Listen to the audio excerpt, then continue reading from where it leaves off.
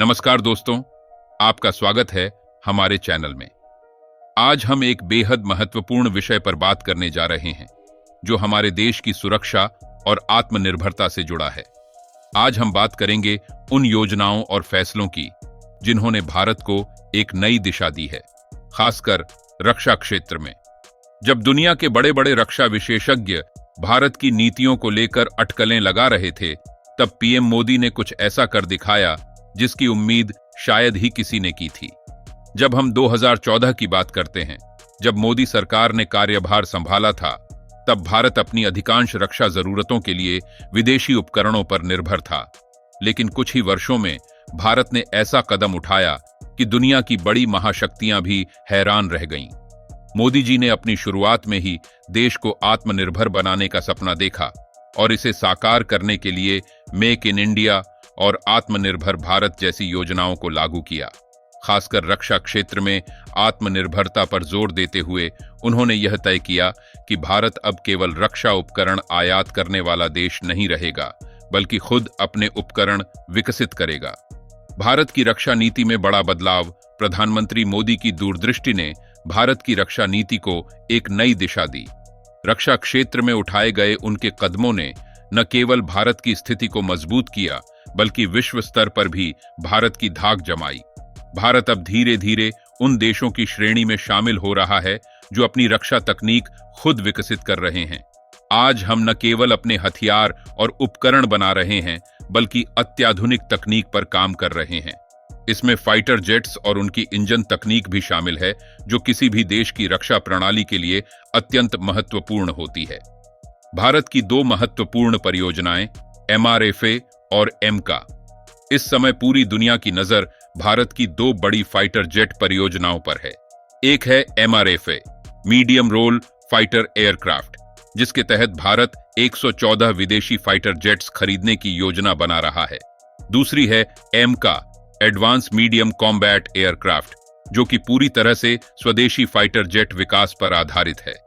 इन दोनों परियोजनाओं ने भारत को रक्षा क्षेत्र में नई ऊंचाइयों पर पहुंचाने का काम किया है।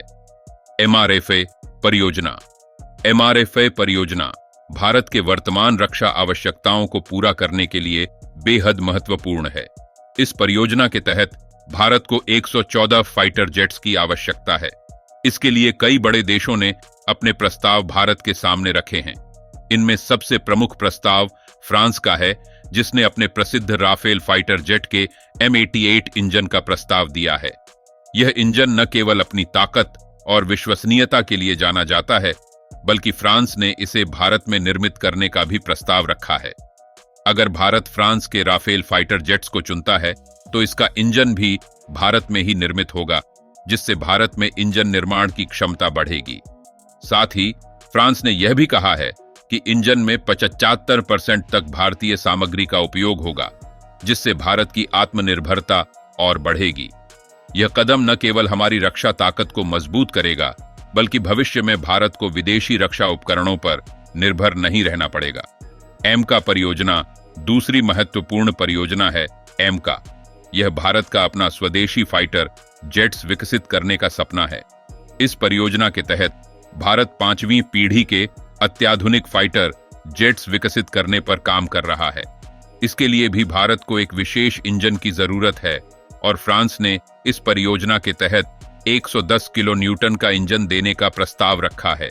यह इंजन अत्याधुनिक तकनीक से लैस होगा, जो भारत के भविष्य के फाइटर जेट्स की जरूरतों को पूरी तरह से पूरा करेगा। भारत के अन्य रक्षा क्षेत्र में महत्वपूर्ण कदम। प्रधानमंत्री मोदी ने केवल फाइटर जेट्स और इंजन तकनीक पर ही ध्यान नहीं दिया है, बल्कि उन्होंने पूरे रक्षा क्षेत्र में आत्मनिर्भरता को बढ़ावा दिया है। उदाहरण के तौर पर भारत ने हाल ही में ब्रह्मोस मिसाइल का भी सफल परीक्षण किया है, जिसे भारत और रूस ने मिलकर विकसित किया है। यह मिसाइल आज दुनिया की सबसे तेज क्रूज मिसाइलों में से एक मानी जाती है। इसके अलावा भारत ने तेजस जैसे स्वदेशी फाइटर जेट्स को भी विकसित किया है, जो भारतीय वायुसेना की ताकत को कई गुना बढ़ा रहे हैं। मेक इन इंडिया और वैश्विक साझेदारी। भारत ने मेक इन इंडिया के तहत कई वैश्विक साझेदारियों को बढ़ावा दिया है। फ्रांस के साथ जहां राफेल और उसके इंजन को लेकर चर्चा हो रही है, वहीं अमेरिका के साथ भी भारत ने F-21 फाइटर जेट परियोजना पर बातचीत की है। अगर आपको हमारा यह वीडियो पसंद आया हो तो इसे लाइक और शेयर जरूर करें। हमें कमेंट में बताएं कि आप भारत की इस नई रक्षा नीति के बारे में क्या सोचते हैं।